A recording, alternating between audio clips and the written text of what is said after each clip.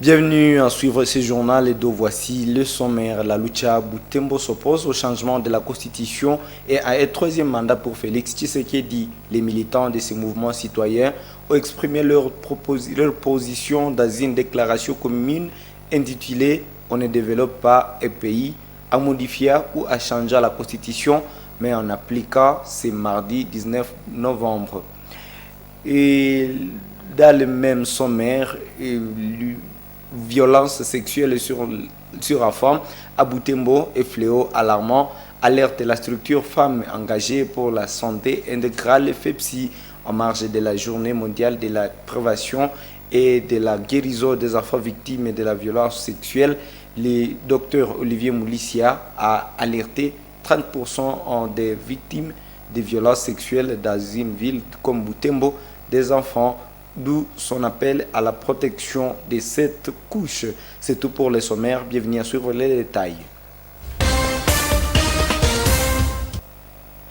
Commençons d'abord par cette page éducative. L'Université de l'Assomption au Congo IAC est dans le processus de matérialiser son partenariat avec l'Université Weimar en Allemagne, l'Université Alpine de l'Autriche et l'Université Gdańsk de la Pologne. C'est à travers le projet AfroTans institué dans le cadre de développement des masters en ingénierie des transports dans le département des génies civils. Certaines autorités de l'UAC sont en présent à Kampala pour des réunions avec ceux des universités partenaires pour des réunions physiques de mise en place. Cette réunion de 3 jours va prendre fin ce jeudi 21 novembre.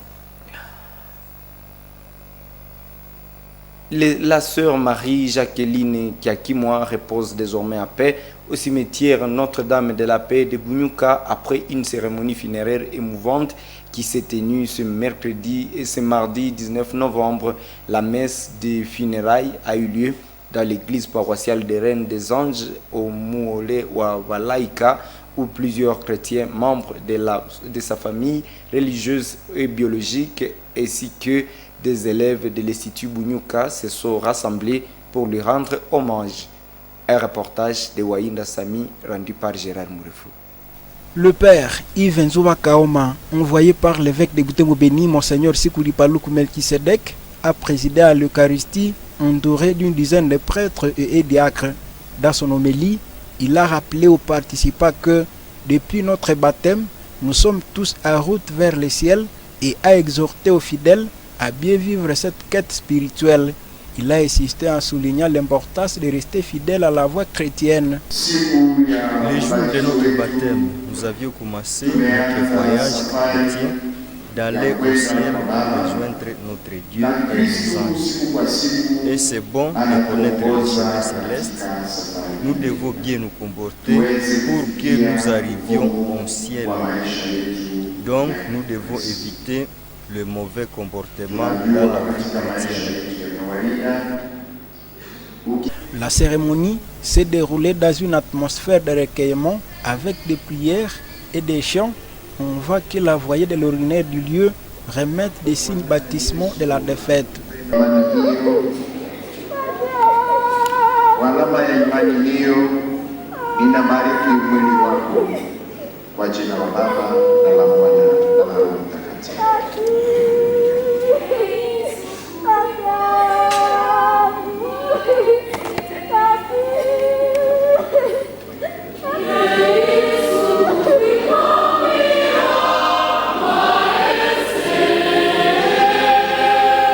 Après la messe, un cortège a accompagné la sœur Marie-Jacqueline au cimetière Notre-Dame de la Paix où elle a été enterrée dans une émotion palpable parmi les présents. Ndugu dada yetu huyu mikononi mwa Bwana ili ampokee katika amani yake na kufufua mwili wake siku ya mwisho.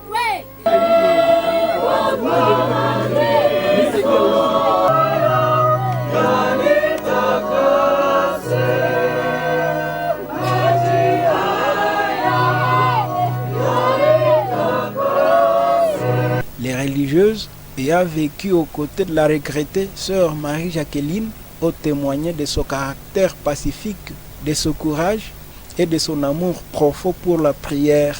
Mama Jacqueline namkumbukia furaha yake na kufurahisha komunote na kufanya basi meza yenye natuchekesha na kutufurahisha na tufanyia cuisine ya kizungu, tunakula bien na tunafurahi.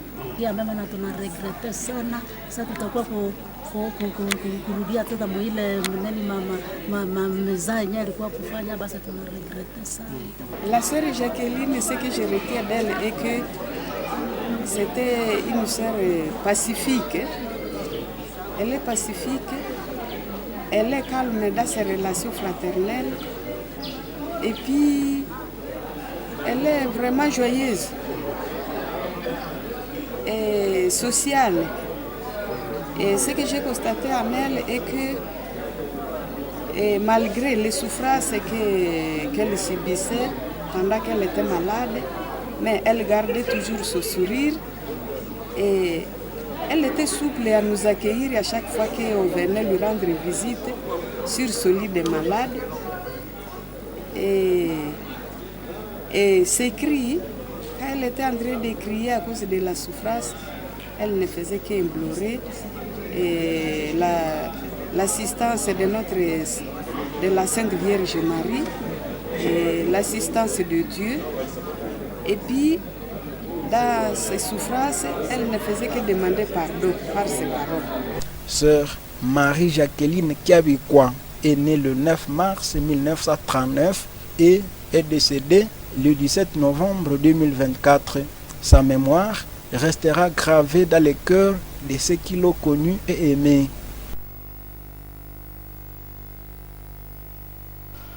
Les militants du mouvement citoyen Lutte pour le changement, Lucha, ont lancé ce mardi 19 novembre un appel fort contre la révision de la Constitution et l'éventualité du troisième mandat pour le président Félix Tshisekedi lors d'une conférence de presse tenue au centre de lecture et d'animation culturelle Claque Boutembo. Ils ont exprimé leur position dans une déclaration commune intitulée « On ne développe pas un pays en modifiant ou en changeant la Constitution, mais en l'appliquant. » Mwanampenzi Manzekele et Jérémy Mounene ont fait ce reportage. Dans ces documents, la Lucha se donne pour mission de sensibiliser et d'organiser la population afin de stopper ce qu'elle qualifie de forfaiture, une tentative qu'elle juge illégale et dangereuse pour la stabilité démocratique du pays. John Fimbo, militant de la Lucha et rapporteur circonstanciel, a précisé que ce mouvement se bat pour la préservation de la Constitution et pour le respect des principes démocratiques. À partir d'aujourd'hui, la Lucha organise une série d'actions citoyennes implaçables sur l'ensemble du territoire national pour faire échec à toutes les manœuvres du pouvoir en place. Ainsi, une sensibilisation sans relâche débute de maintenant dans chaque province, dans chaque ville, dans chaque territoire, dans chaque commune, dans chaque village, dans chaque quartier, dans chaque avenue de la République démocratique du Congo pour dire non et encore non au changement ou à la modification de la Constitution. Nos actions seront d'une intensité extrême, conformément à l'article 64 de notre Constitution. Nous déclarons par ce communiqué une guerre démocratique et populaire pour la défense de la Constitution. Nous lançons également un appel pathétique à toutes les organisations de la société civile, aux partis politiques et aux citoyens congolais, toutes tendances confondues, pour nous rejoindre dans cette guerre historique. Chers compatriotes, ce combat est le vôtre. Nos martyrs l'ont déjà mené contre le régime précédent. Soyons courageux pour le refaire, car il s'agit d'une responsabilité historique de notre génération. Il appelle la population à se mobiliser pour défendre les acquis démocratiques. Cette activité met en évidence la ferme opposition de la Lucha à toute tentative de changement constitutionnel.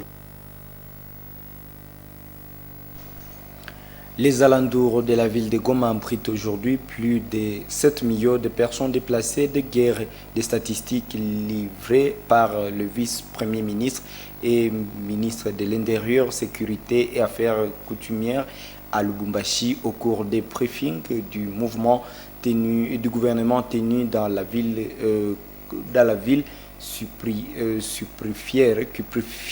qui préfère une situation qui devient de plus en plus alarmante au vu de la sécurité qui n'est toujours pas stable dans l'est du pays, particulièrement à Goma, où la guerre du M23 multiplie l'afflux de personnes.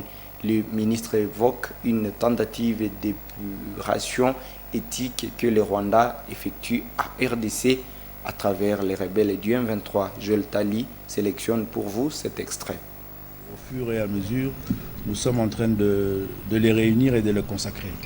Il faut arriver à réaliser qu'au début de cette aventure du M23 supplétif du Rwanda, il a été remarqué un déplacement massif des populations qui ont été expulsées par la violence de leurs maisons, de leurs villages, de leurs cités, de leurs territoires.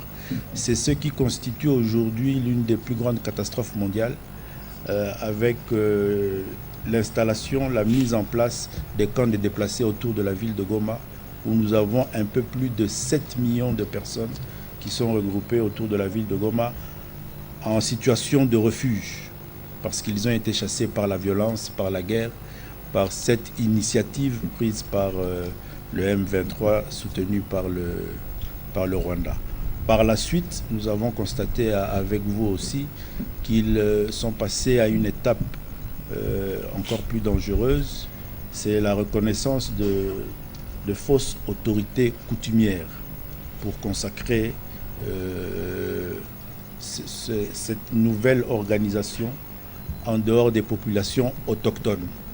Mais pendant tout ce temps-là, au niveau des services, nous étions en train de rassembler un certain nombre de renseignements qui faisaient état de la transplantation de populations étrangères dans les villages, dans les maisons de nos compatriotes qui se retrouvent aujourd'hui réfugiés dans les différents camps de déplacés. Et maintenant, nous sommes en train de certifier ces renseignements avec la venue massive de ces populations étrangères qu'on installe dans les contrées, dans le territoire de Rutshuru, dans le territoire de Massissi. Et c'est ça qui consacre une épuration ethnique. Journée mondiale de la toilette ce mardi 19 novembre. Monsieur Kassere Kameso Filemon, directeur au centre hospitalier Wanamahika, a rappelé l'importance capitale de la propreté des toilettes pour la santé humaine. Selon lui, la toilette est un élément essentiel de la vie quotidienne et sa propreté est fondamentale pour éviter l'exposition à diverses infections, notamment celles liées aux mauvaises pratiques d'hygiène. Un reportage de Mirembe Chichaouche et Sharon Luanzo. Rencontré dans ce bureau, M. Kassere Kameso Filemon, directeur du centre hospitalier Wanamahika, a souligné que les toilettes doivent être maintenues propres pour protéger les utilisateurs, en particulier les femmes et les filles qui sont plus vulnérables aux infections à raison de leur positionnement lorsqu'elles utilisent les toilettes. Nous utilisons donc ces toilettes-là, hygiéniques ou propres. Nous contribuons à la protection de la population, surtout les filles et les femmes. Et quand ils sont en train d'utiliser les toilettes, elles sont bien protégées parce que nous savons que les femmes et les filles sont plus susceptibles de contracter certaines pathologies. Il a également rappelé qu'après chaque utilisation de toilettes, plusieurs moyens peuvent être employés pour garantir une hygiène optimale, telle que l'utilisation de papier hygiénique ou de l'eau. Oui, de l'eau ou des papiers hygiéniques, ce sont des moyens qui peuvent nous aider. Si on a des papiers hygiéniques, c'est une bonne chose. Et ceux qui utilisent de l'eau, surtout avec des toilettes qui sont plus sophistiquées, c'est une bonne chose. Ça aide par rapport à l'hygiène de quelqu'un qui vient d'utiliser la toilette. La journée mondiale de la toilette qui vise à sensibiliser le public aux enjeux de l'hygiène et de l'assainissement se fixe pour objectif d'encourager de meilleures pratiques d'hygiène tout en mettant en lumière l'importance d'un accès universel à des toilettes propres et sûres pour prévenir les maladies. La semaine mondiale des bons usages des antibiotiques a débuté le lundi 18 novembre. À l'occasion, Dr Neema Mafuta Wivine a lancé un appel à la prudence face à l'automédication avec des antibiotiques. Selon cette professionnelle de santé exerçant au centre médical et clinique Baraka, la prise d'antibiotiques doit toujours être précédée d'une consultation médicale afin d'éviter des conséquences fâcheuses. Suivez ces reportages. Les antibiotiques, souligne le docteur Mafuta, sont des molécules puissantes destinées à combattre les infections causées par des microbes. Toutefois, leur usage doit être strictement encadré et réservé aux prescriptions médicales par les médecins seuls habilités, ce après un examen médical. Donc le seul médecin est capable de dire, de prescrire, de voir telle pathologie mérite telle molécule, combien de durée pour prendre ces molécules, voire même la posologie. Donc, ça ne sert à rien de partir à la pharmacie pour s'en procurer. Il y a de ces personnes-là qui sont automédiques. Ils viennent avec des résistances par rapport à tout. Bon, par exemple, si on prend quotidiennement les antibiotiques, ont des conséquences sur la flore intestinale. Ça détruit la flore intestinale, même voire même... l'immunité de la personne. Donc, toute personne est tenue d'aller voir un médecin pour bien voir la durée de traitement, voir comment on peut prendre ces molécules. Elle met également en garde contre les mauvaises pratiques, comme éviter la prise d'antibiotiques pour des raisons superficielles, telles que les préoccupations liées à l'alimentation. Vu cela, il est déconseillé de prendre l'alcool et l'antibiotique ensemble. On dit aussi que l'alcool antibiotique est aussi mauvais pour le foie. On nous dit aussi que l'alcool est antibiotique, donc l'alcool peut interagir avec les antibiotiques et cause vraiment un poison mortel pour l'organisme. La semaine mondiale des bons usages des antibiotiques vise à sensibiliser le public au danger de la résistance aux antibiotiques et encourager les bonnes pratiques pour préserver l'efficacité de ces médicaments vitaux. Lundi 18 novembre, l'humanité a célébré aussi la journée mondiale de la prévention et la guérison des enfants victimes de violences sexuelles. À cette occasion, le docteur Olivier Moulissia a alerté sur la réalité inquiétante des violences sexuelles faites aux enfants dans la ville de Butembo. Selon le personnel de santé, environ 30% des victimes de violences sexuelles accompagnées par la structure Femmes engagées pour la santé intégrale FEPSI sont des enfants. Suivez comment il l'a exprimé. Le docteur Olivier Moulissia, qui travaille en sein de la structure Femmes engagées pour la santé intégrale FEPSI, a souligné une statistique de 30% des enfants victimes de violences sexuelles. Un chiffre qui témoigne de l'ampleur des problèmes à ville de Butembo. Il a également appelé à une vigilance des parents, leur conseillant de protéger davantage leurs enfants contre ces fléaux, mais aussi les sensibiliser aux dangers pour prévenir des violences sexuelles. Si il a déjà commencé ses menstrues pour celles de sexe féminin qui ont commencé ses menstrues, pour la prise en charge médicale, nous allons faire la prévention des IST, la prévention du VIH/SIDA, la prévention d'une grossesse éventuelle. Mais pour celles âgées qui n'ont pas encore commencé leur menstrues, qui n'ont pas encore commencé l'âge de la reproduction, on peut se limiter à la prise en charge des lésions, s'il y en a, et la prise en charge psychologique, bien sûr, pas seulement de la surveillance, mais de l'accompagnant. Parce que, comme vous le savez, quand on est encore enfant et qu'on est traumatisé, qu'on a été victime de viol, les parents sont aussi affectés, ce sont des victimes collatérales, au même titre que la surveillance. Voilà. La journée mondiale de la prévention et de la guérison des enfants victimes de violences sexuelles met en lumière l'urgence de renforcer la prévention et le soutien aux victimes de violences sexuelles. Le gouvernement de la province Nord Kivu, le gouverneur de la province Nord Kivu, Peter Chirimwami, a pris part aux cérémonies de la célébration des 65 ans d'existence du diocèse de Goma, a rendu hommage à tout le monde qui a contribué à l'avancement de ces diocèses se situant dans une région en conflit. Cette autorité a souligné que ces diocèses n'est pas seulement que institutions religieuses, mais également est témoin vivant dans l'histoire de la République démocratique du Congo. Il souhaite que ces jubilés soient une occasion pour la communauté de renouveler son engagement aux valeurs communes pour construire un avenir meilleur. Les détails dans cet élément de Nelly Mungeshali. Prenant la parole aux cérémonies des 65 ans d'existence du diocèse de Goma et des 50 ans d'épiscopat de l'évêque émérite Faustin Ngabo, dimanche dernier, le gouverneur de la province du Nord Kivu, Peter Chirimwami, a rendu hommage à tous les chrétiens qui ont contribué à l'avancement de ces diocèses évoluant dans une région en conflit. Il a indiqué que ces diocèses et piliers de la communauté constituent un témoignage de l'histoire de la RDC. Le diocèse de Goma possède des prêtres dévoués qui œuvrent chaque jour pour le bien-être spirituel de la communauté.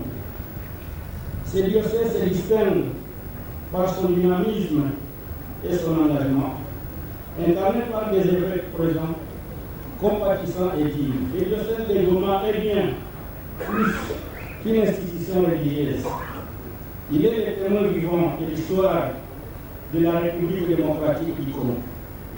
À travers les décennies, des diocèses a s'y accompagné en plus de fidèles catholiques, le peuple congolais dans ses épreuves et ses espoirs, devenant ainsi un pilier de la communauté, un refuge pour les âmes en quête de réconfort et de guidance. Aujourd'hui, en célébrant ce double anniversaire, nous rendons hommage à tous ceux et ceux qui ont contribué pour leur engagement et leur développement à faire du diocèse de Goma une forme de spiritualité et de solidarité dans une région marquée par les défis et les limites de l'histoire. Cette autorité souhaite que cela soit une occasion pour tous les chrétiens de renouveler leur engagement aux valeurs communes. Que cette cérémonie soit l'occasion de renouveler notre attachement sanctitaire à nos valeurs communes, de nous inspirer des exemples de foi et de dévouement qui nous entourent et de poursuivre ensemble, main dans la main, la construction d'un avenir meilleur pour tous. Seigneur, fais de moi l'instrument de ta paix, là où il y a la haine, que je mette l'amour, là où il y a l'offense, que je mette le pardon, là où il y a les discordes, que je mette l'ordre. C'est par cette phrase célèbre du Saint François que ce gouverneur du Nord Kivu a fini son discours. Il a promis asphalter l'avenir qui loge ses sanctuaires d'adoration Saint-Joseph comme cadeau à cette occasion. Merci d'avoir suivi ce journal de bonne suite des programmes sur Moto TV.